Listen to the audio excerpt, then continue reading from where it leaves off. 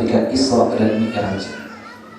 Beliau berjumpa dengan salah seorang malaikat, yang mana malaikat ini sampai ta'ajjab Nabi Muhammad SAW.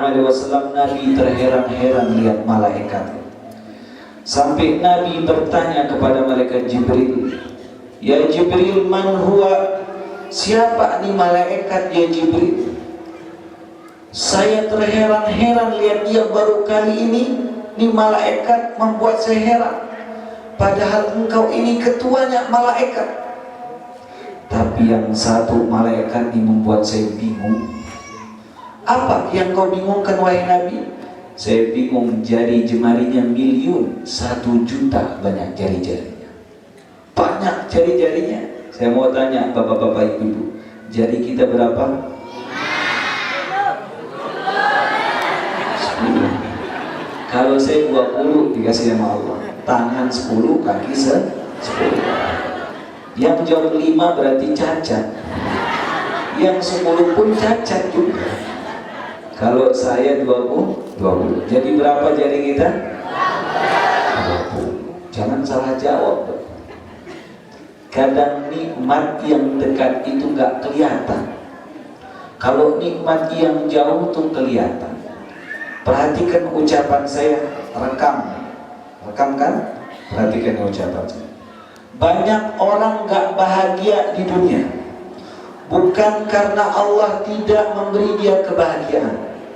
Banyak orang tidak bahagia hidup di dunia, bukan karena Allah tidak memberikan dia nikmat. Banyak orang tidak bahagia hidup di dunia karena sering melihat kebahagiaan orang lain, sering melihat kenikmatan orang lain, sehingga hidupnya tidak pernah merasa bahagia.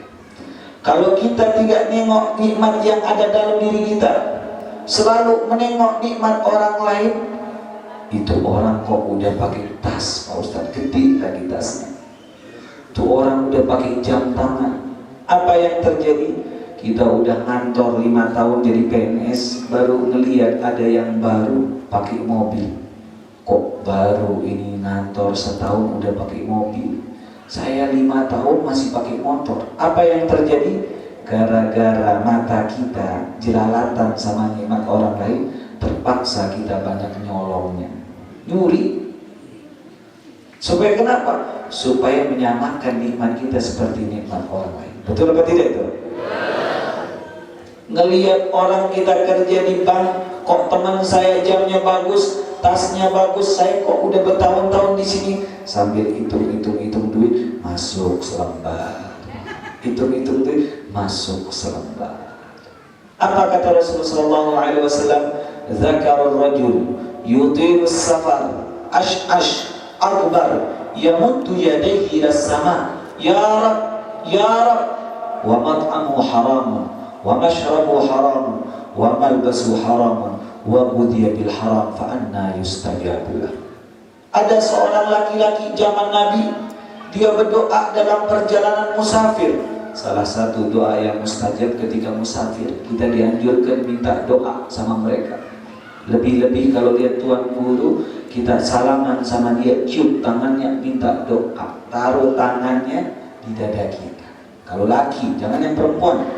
Kalau dia laki nanti, Masya Allah. Saya ingat nih, saya dibawakan begini di Ibadur Rahman. Cuma yang bawain saya dia lupa namanya. Siapa namanya? Mas? Namanya siapa? Fajaruddin. Kalau di Majlis Salman Al-Farisi, dia tidak lupa namanya. Tapi cerita di Ibadur Rahman saya bawa keliling-keliling. Semoga disatukan hati kita sama Allah Subhanahu. Amin ya Rabbal. Lanjut apa cukup nih? Apa yang terjadi ini, orang kata Rasulullah SAW berdoa sejadi-jadinya, ya Allah, ampunkan dosa saya perlu ini dalam perjalanan begini dan begitu. Tapi kata Rasul, doanya nggak dikabulkan sama Allah. Apa sebabnya? Wa mat'amu haramun, yang dimakan barang haram. Wa mashrabu haramun, yang diminum barang haram. Wa malbasu haramun, yang dipakai barang haram. Wa ghudhiya bil haram, bahkan anaknya tumbuh dengan gizi yang haram. Doa saja tidak dikabulkan, apalagi amal-amal yang lain. Rasul mengatakan, fa anna yustajabulah, bagaimana mau dikabulkan itu doa? Karena kenapa? Ada yang nempel barang syubhat, barang yang haram, sehingga terhalang berhala, bergelantung, pahalanya nggak diterima sama Allah. Sungguh aneh zaman sekarang, ada anak-anak bawa pulang mangga, ditanya sama ibunya, dapat di mana tuh mangga? Hujan besar barusan bu, jatuh mangga banyak, di mana dapat? Tuh rumah tetangga, yuk kita ngambil barengan yuk. Diajak, ibunya ngajak anaknya ngambil lagi. Ya Allah, ada orang belanja ke pasar, begitu dia tawar cabai, berapa nih harga cabai? 20.000. Berapa harganya? Ditawar-tawar jadi 18.000. Setuju, berapa harganya? 18.000. Ditimbangin, sedang ditimbangin, kita kadang-kadang ngeraup sendiri, rombok wahai. Kira-kira ada apa enggak yang seperti itu? Ada atau tidak? Apa kata bibi itu belajarnya? Oh wah, kata dia, sambil dia ngerapat ke gigi, wah, kata dia. Apakah boleh seperti ini? Jawabannya tidak boleh. Yang tadi kita udah halal, kita diberikan sama Allah, kita campur barang najis sedikit, jadi kecampur, dia menjadi dosa. Nih, air minum 1 botol, 1 botol. Seandainya kalau saya taruh, mohon maaf, air kencing di kita, baru saya gini-gini, kira-kira ada rasa apa enggak di air kencing? Ada apa tidak? Tidak. Tapi hukum meminumnya apa? Boleh apa tidak? Gak boleh. Itu makanan yang kita beli itu buah-buahan, sayur-sayuran banyak, tapi kita ngambil dikit nyolong, gak enak hati ibunya tersebut, kita ngambil rombokan dikit, kecampur jadinya, dan itu yang kita masakkan buat anak dan istri dan suami kita. Bahkan mohon maaf, kadang-kadang di dalam tempat tahlilan, di sini tahlilan apa enggak? Ada syikiran? Iya, kalau saya syikiran 9 hari, 40 hari, 7 hari, 3 hari. Pak Ustadz gak ada dalilnya, nanti saya carikan dalil.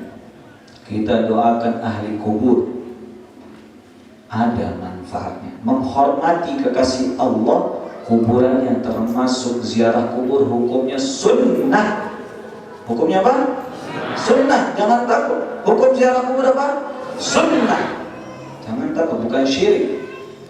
Jelas? Apalagi sampai menghina makam-makam orang soleh. Saya nggak sebut, nanti paham sendiri saja. Ya, kita harus memuliakan.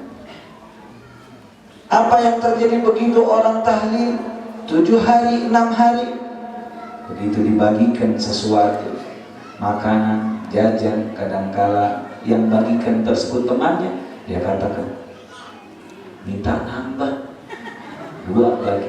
Boleh apa tidak? Jawabannya tak boleh. Jatahnya 1-1, dia ngambil 2, ngambil 3. Kalau saya diantarkan 3, saya tolak, maaf. Kan Pak Ustadz mimpin tahlil. Enggak, maaf. Kecuali tuan rumah yang nganter. Kalau tuan rumah pemiliknya berarti. Tapi kalau petugasnya, saya tolak, maaf, jatah kita sama 1. Kan Pak Ustadz mimpin tahlil. Enggak, ini gara-gara ini nanti jadi bahaya. Saya punya doa nanti, sholat saya bahaya. Inilah yang dikatakan Nabi Muhammad SAW, kelebihan orang duduk di majelis taklim, maka semua pahalanya diambil oleh Allah Subhanahu wa Ta'ala, kecuali kalau masuk barang gak benar di badan kita. Diambil sama Allah semuanya. Habis diambil sama Allah, diperbaiki anak dan keturunannya, dan dijaga orang-orang seperti itu, dan meninggalnya nanti dalam kondisi husnul khotimah. Apa kelebihannya yang membuat Rasul terheran-heran lihat malaikat tersebut? Apa kata Rasul? Hei malaikat, kenapa kau punya jari jemari banyak sekali? Apa tugas engkau? Apa kata malaikat yang mengatakan, Rasul, jangan kau heran, saya punya tugas nih, jari jemari saya diciptakan sama Allah tugas saya ngitungin rintikan hujan yang jatuh di setiap gunung dan lembah. Setiap hujan turun di tempat kita ditulis sama dia. Hujan turun di gunung satu titik ditulis sama dia. Saking banyaknya turun ke tempat kita ini ditulis sama Allah Subhanahu wa Ta'ala. Sama dia tuh malaikat, tugasnya nulis hujan yang jatuh di atas atap, atas genteng di daerah mana kampung kita, di atas mobil tadi gerimis, dihitung sama dia. Hebat gak ini malaikat?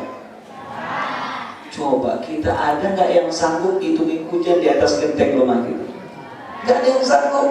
Berapa rintikan hujan? Tuh malaikat buat Rasul heran. Ta'ajjab Rasul, la haula wa la quwata illa. Hebat sekali malaikat. Dipuji sama Rasul ini malaikat. Apa kata malaikat? Ya Rasul, jangan kau heran, ada satu yang saya gak bisa tulis. Walaupun jari saya begini banyaknya, kalau hujan itu masih kecil bagi saya, sedikit. Tapi ada satu yang saya gak bisa tulis sampai dari saya diciptakan sampai hari kiamat, saya gak mungkin bisa tulis tuh. Rasul bertanya kaget, apa itu yang kau tidak bisa tulis? Apa kata malaikat? Apabila umat engkau berkumpul di majlis ta'lim lalu mengucapkan sholawat kepada engkau Nabi Muhammad SAW, maka pahalanya aku tidak sanggup tulis, saking besar pahalanya tersebut. Allahumma sholli. Makanya beberapa tuan guru yang sudah ngisi di tempat ini pastinya membuka dengan sholawat kepada Rasulullah SAW. Maka jamaahnya lalu membaca sholawat. Apa yang terjadi? Naik itu pada saat tersebut. Malaikat enggak mampu tulis. Itu baru sholawat. Bagaimana doanya? Jadi sungguh beruntung orang yang hadir pada siang hari ini, menjelang sore hari ini, memborong banyak pahala. Seandainya Allah tampakkan dia tidak sanggup taruh di depan rumahnya, tidak sanggup taruh di halaman, maka Allah tidak tampakkan, nanti Allah tabungkan begitu dia masuk ke dalam kubur, membuat dia terheran-heran. Ya Allah, pahala apa ini segini banyaknya? Pahala engkau pergi duduk, pergi majelis taklim di tempat Faris Abdul Majid. Maka beruntunglah. Semoga kita meninggal dalam kondisi husnul khotimah.